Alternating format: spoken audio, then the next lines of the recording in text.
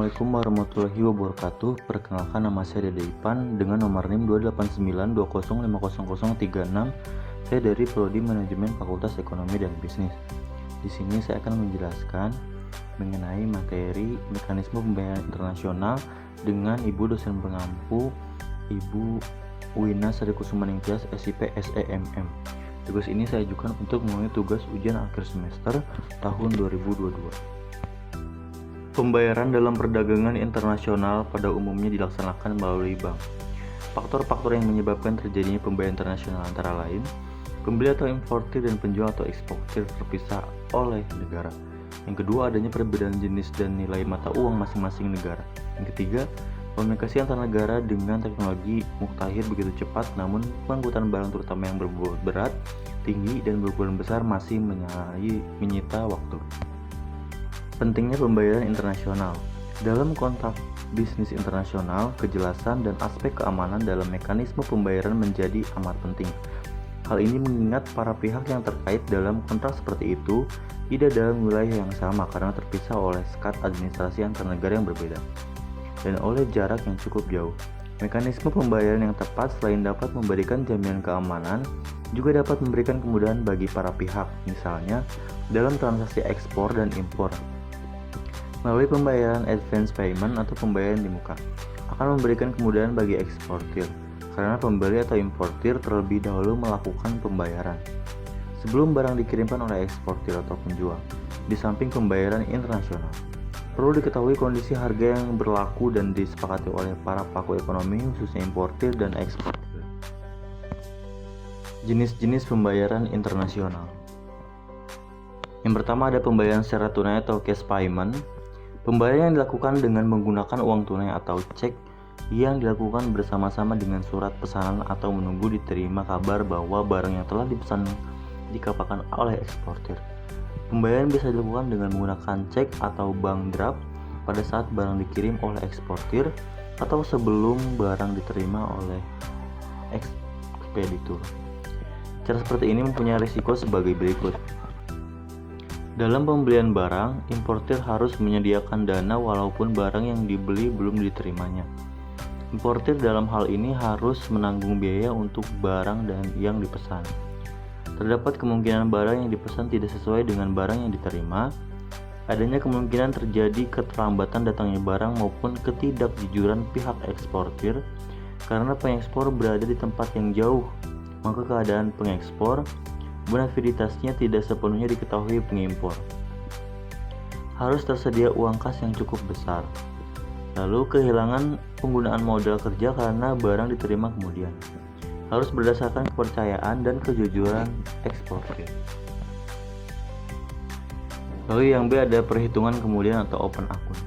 Pembayaran kemudian atau rekening terbuka adalah cara membiayai transaksi perdagangan internasional, yaitu eksportir mengirimkan barang kepada importir tanpa adanya dokumen-dokumen untuk meminta pembayaran. Pembayaran dilakukan setelah barang laku dijual atau setelah beberapa waktu atau terserah kebijakan importir 1 sampai dengan 3 bulan setelah tanggal pengiriman, sesuai dengan perjanjian yang disepakati bersama. Dalam hal ini, resiko sebagian besar ditanggung oleh eksportir. Misalnya, eksportir harus mempunyai banyak modal dan bila pembayaran dilakukan dengan mata. Uang asing beresiko perubahan kurs menjadi tanggungan eksportir.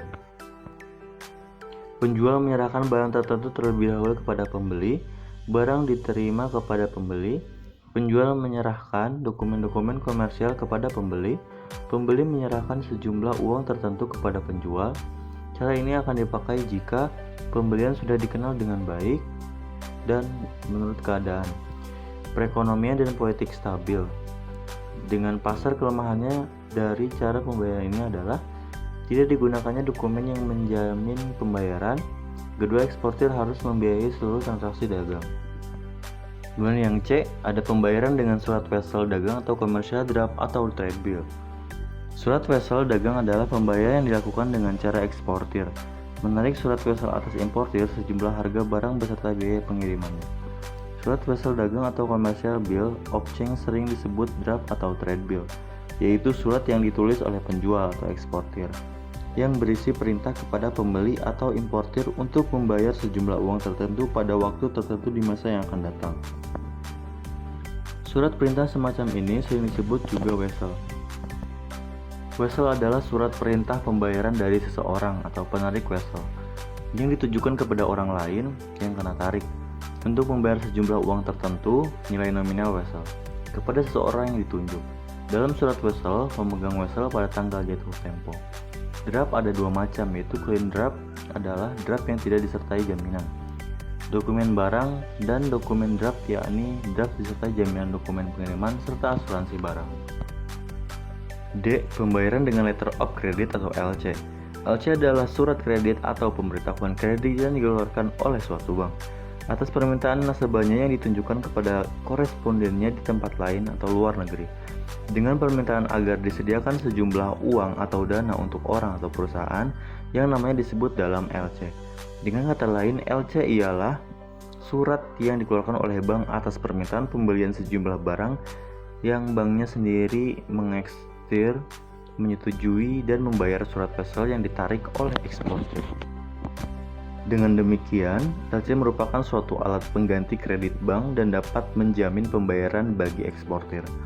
Pada dasarnya terdapat tiga pihak yang ada dalam LC. Yang pertama ada opener. Importir adalah pihak mengajukan permintaan pembukaan LC kepada bank. Yang kedua ada issuer. Issuing bank adalah bank di negara importir yang mengeluarkan LC atas permintaan importir. Dan yang ketiga ada beneficiary atau eksportir adalah pihak yang menerima pembukaan LC oleh importir. E. Kompensasi pribadi atau private compensation. Dengan demikian, utang piutang tersebut pembayarannya dapat diselesaikan tanpa berpindah mata uang ke negara lain. Hanya saja kesukarannya adalah dalam mendapatkan orang-orang yang persis mempunyai utang piutang dalam jumlah yang sama. Cara pembayaran ini digunakan di Indonesia sekitar tahun 1960, namun sudah tidak banyak lagi dipergunakan. F. Pembayaran dengan konsinyasi atau consignment. Metode ini dilakukan karena saling mengenal dengan baik, saling mengetahui reputasinya, dan utamanya para pihak telah sering melakukan transaksi atau kerjasama bisnis. Jadi, barang yang akan dijual adalah barang titipan untuk jangka waktu tertentu dan pembayaran dengan termin waktu. Selanjutnya dalam kemungkinan one prestasi, antara lain di sini ada 3 poin. Yang pertama, pembayaran tidak membayar harga kepada penjual. Yang kedua, pembeli telah berhasil menjual barang tersebut kepada pihak ketiga, akan tetapi pembeli menunda pembayaran kepada penjual dan menyatakan barang tersebut belum lagi terjual. Dengan demikian, pembeli mendapatkan keuntungan dari penundaan pembayaran. Yang ketiga, bila pembeli telah menjual barang tersebut kepada pihak ketiga pada saat terjadinya kenaikan atas harga barang tersebut, tetapi kemudian memberitahukan kepada penjual bahwa barang tersebut dijual kepada pihak ketiga pada saat sebelum terjadinya kenaikan harga. 3. Kondisi harga. Di sini ada 5. Yang pertama ada free alongside ship atau FAS. Apabila harga komoditas berdasarkan FAS, maka seluruh biaya sampai dengan komoditas berada di samping kapal yang akan mengangkutnya menjadi tanggung jawab penjual. Yang kedua, free on board atau FOB. Kondisi harga barang impor atau free on board adalah penetapan harga barang yang diterima oleh penjual atau eksportir saat menyerahkan barang ekspor atau komoditasnya hanya sampai di PK atau perut kapal.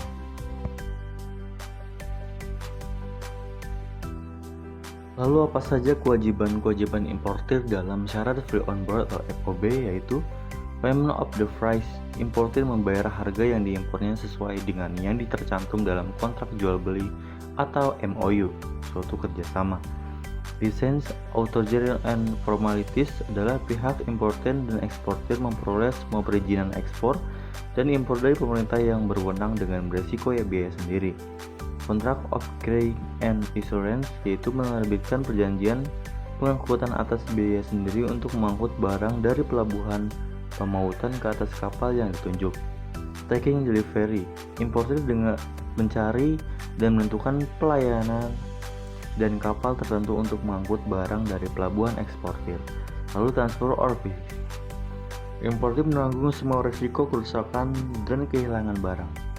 Lalu yang terakhir division of cost, Importir berkewajiban membayar sendiri semua ongkos pengiriman barang. Yang ketiga ada Cost of Freight atau CNF. Harga barang yang dijual sudah termasuk harga jual barang ditambah ongkos kapal yang mengangkut barang ekspor tersebut dari pelabuhan pembuatan sampai ke tepi dermaga di pelabuhan tujuan negara importir. Yang keempat, Cost Insurance and Freight atau CIF. Eksportir bertanggung jawab dan berkewajiban melakukan penyerahan barang ekspornya sampai kapal yang memuat barang tersebut bersandar di dermaga. Tujuan importir sesuai dengan yang disebutkan dalam letter of credit.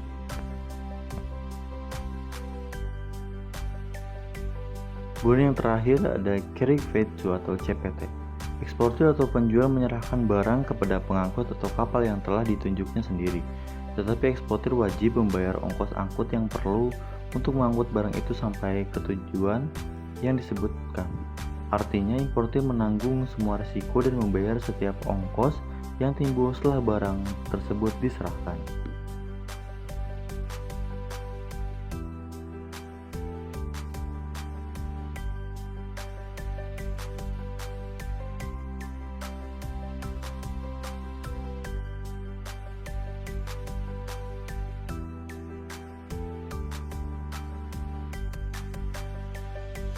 Demikian presentasi yang dapat saya sampaikan, kurang lebihnya mohon maaf. Wassalamualaikum warahmatullahi wabarakatuh.